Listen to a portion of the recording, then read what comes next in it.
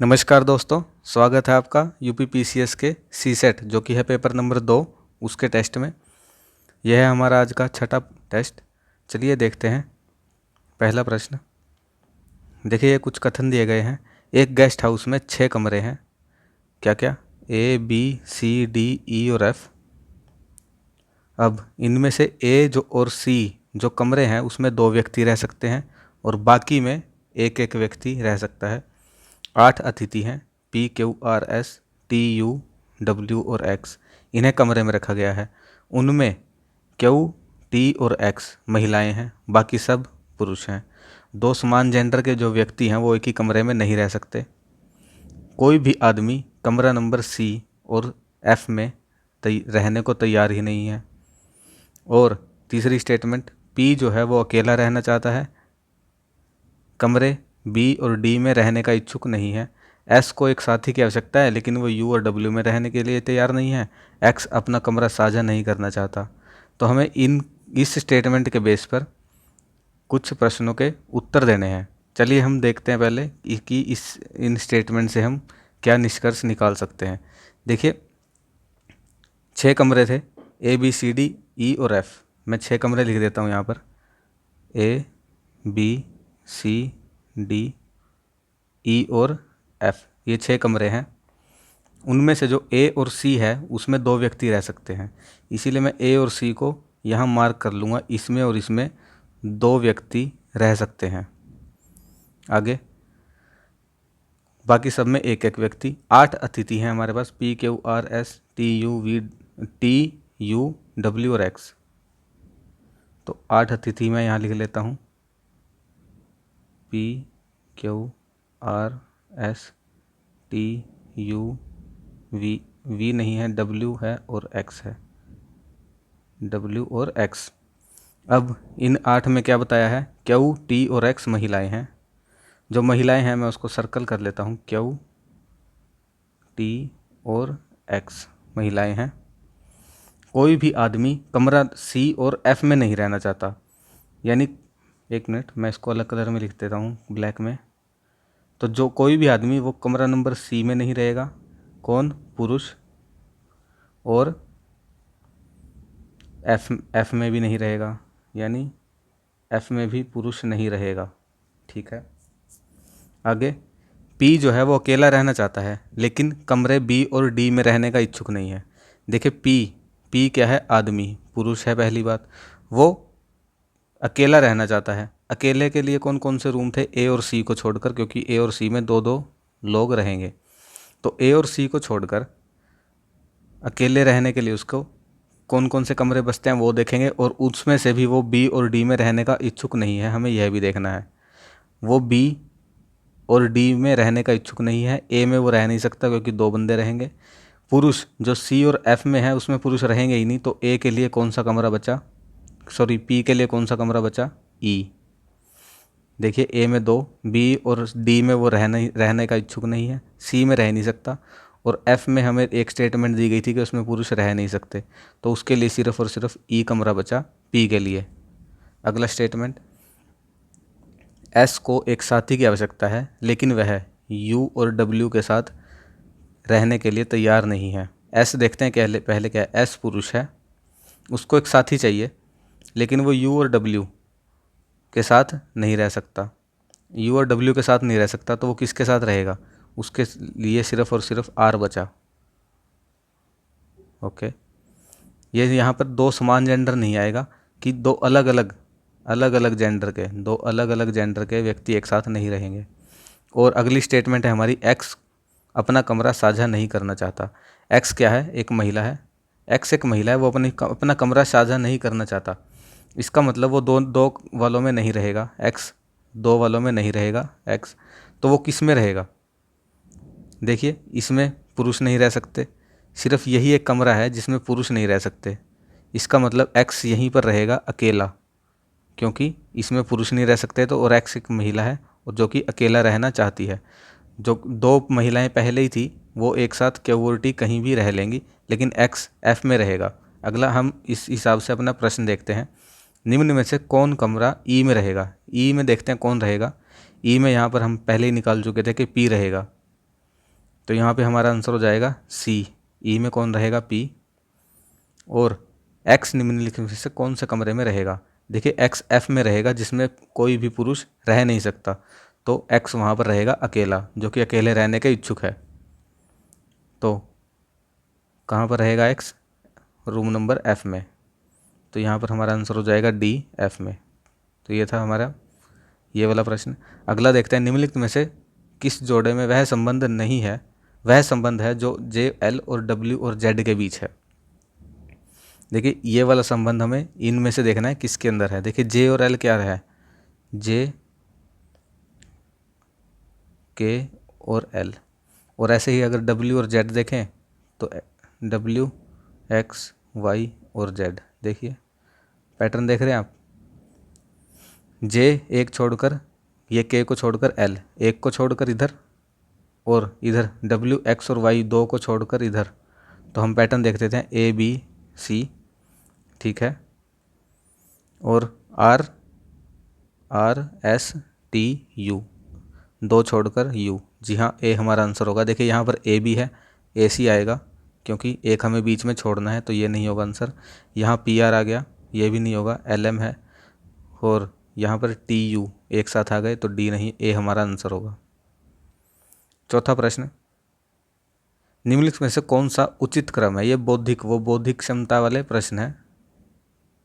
इसमें हमें उचित क्रम देखना है। देखिए भरोसा करना, काम करना, सोचना या सुनना। देखिए ये चार अलग अलग क्रियाएं हैं, तो इनमें से पहले, सबसे पहले बंदा क्या करेगा? सबसे पहले बंदा सुनेगा, यानी इसमें कहाँ है? ये है सुनना। पहले सुनेगा, फिर उसके बारे में सोचेगा, फिर उस पर वो सत्य है या असत्य है, अगर सत्य हुआ तो उस पर विश्वास करेगा, और फिर उसके बारे में काम करेगा। तो डी हमारा आंसर होगा यहाँ पर। आई होप आपको समझ आएगा। देखिए डॉक्टर और नर्स के बीच में जो रिश्ता है वो हमें बताना है दरोगा और किसके बीच में होगा इनमें से। देखिए डॉक्टर होता है ऊपर, और फिर उससे नीचे जो वो हैं कोई भी, यानी एम्प्लॉय है, वो होगा नर्स। इसी तरह दरोगा, दरोगा से नीचे कौन होगा? चोर नहीं, जेल नहीं, पिस्तौल नहीं, कांस्टेबल। बी हमारा आंसर होगा यहाँ पर। अगला प्रश्न, निम्नलिखित में से किस जोड़े का वही संबंध है जो ऑस्ट्रेलिया और महाद्वीप का? देखिए ऑस्ट्रेलिया क्या है? ऑस्ट्रेलिया एक देश का नाम है, साथ में ऑस्ट्रेलिया एक महाद्वीप का पार्ट है। तो इसी प्रकार इंजन और ट्रेन, जी नहीं। यहाँ हमें नाम देखना है, नाम। नदी, तट, जी नहीं। विक्रांत, शिप, जी हाँ। विक्रांत, विक्रांत हमारा एक कैरियर था, विक्रांत, जो जिसे कि डिकमीशन कर दिया गया था, और ये क्या थी? शिप थी वो। तो जी हाँ हमारा आंसर यही होगा, सी। ये देख लेते हैं यूरी गैंग्रीन। यूरी गैंग्रीन एक रशिया का अंतरिक्ष यात्री था, और वो अंतरिक्ष से रिलेटेड नहीं करेगा। अगर यहाँ होता अंतरिक्ष यात्री तो जी हाँ डी हमारा आंसर हो जाता, लेकिन यहाँ पर हमारा सी आंसर होगा। अगला प्रश्न, निम्नलिखित में से तीन कथन है, ये तीन, और हमें बाद में निष्कर्ष निकालना है। देखिए श्याम हरि का पिता नहीं है, यानी श्याम पिता नहीं है, बस पिता नहीं है किसका? हरि का। ओके। हरि सुरेश का पुत्र है, सुरेश के तीन बेटे हैं, ठीक है, यानी हरि के दो भाई और हैं। सुरेश जो है वो, जो हरि है वो, सॉरी, हरि जो है वो सुरेश का पुत्र है। कथन देखते हैं, श्याम सुरेश का पुत्र है, जी नहीं, ऐसा कहीं पर भी सिद्ध नहीं होता। हरि श्याम का भाई है, जी नहीं। सुरेश जो है वो हरि का पिता है, जी हाँ। यहाँ पर बताया था कि जो हरि है वो सुरेश का पुत्र है, तो इससे क्या हुआ? सुरेश हरि का पिता हुआ। ये हमारा सी आंसर होगा।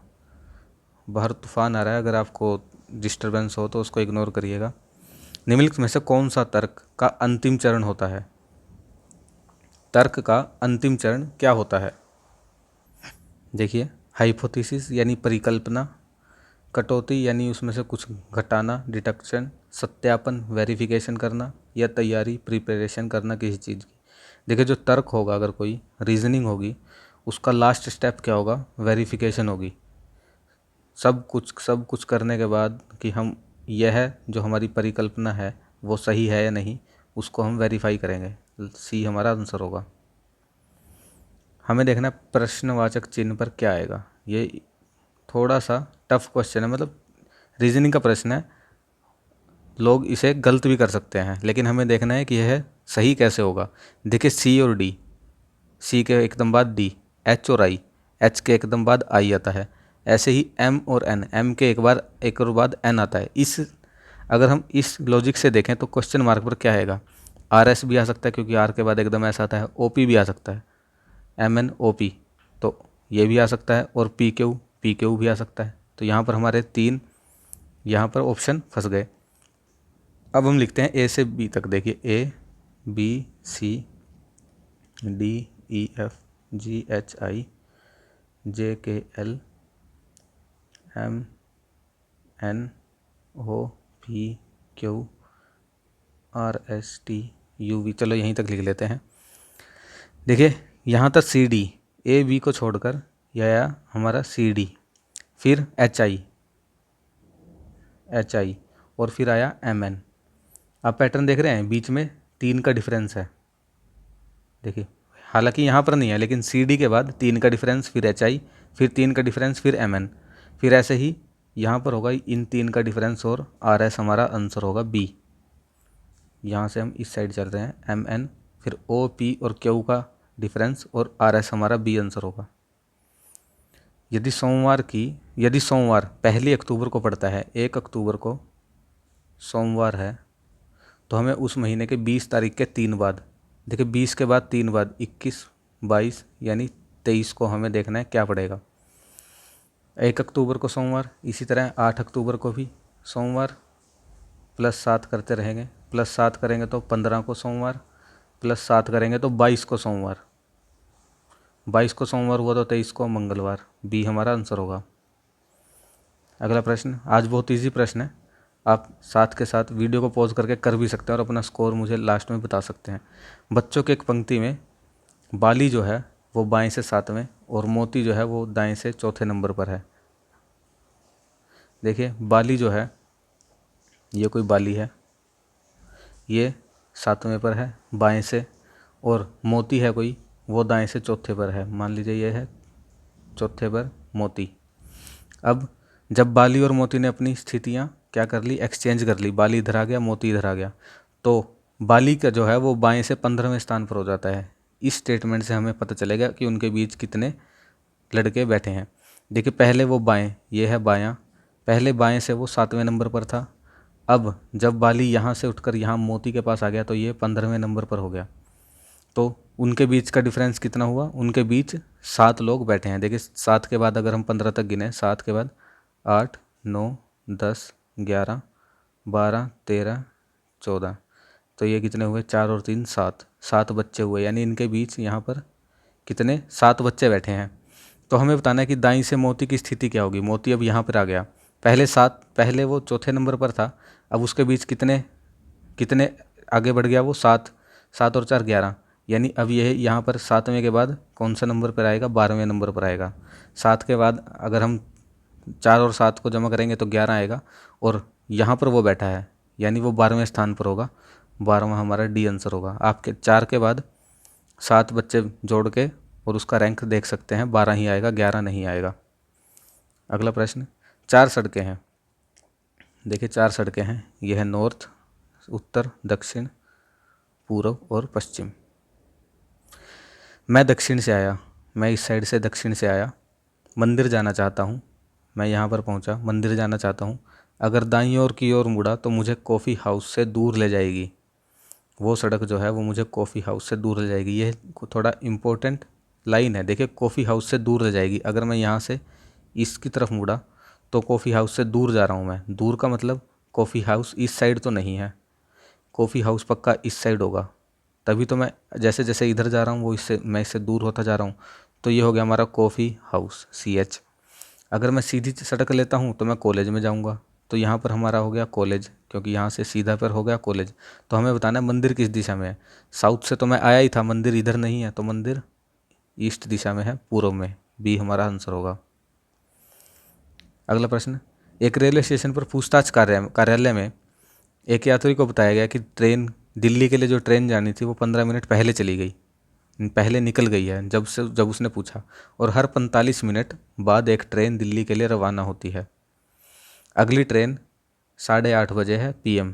तो हमें बताना है कि उसने वो यात्री ने कितने बजे उससे पूछा था, यानी सूचना कितने बजे दी गई। देखिए 15 मिनट पहले की बात है। मान लीजिए यहाँ पर इस समय में यात्री ने वो बात की, ये कोई समय है यहाँ पर। उसने कहा था कि 15 मिनट पहले चली गई, यानी यहाँ से जो पहली ट्रेन गई थी, मान लीजिए ये पहली ट्रेन गई थी, ये 15 मिनट पहले चली गई, और जो दूसरी जाएगी वो पहली से कितने डिस्टेंस पर जाएगी, 45 मिनट के डिस्टेंस पर।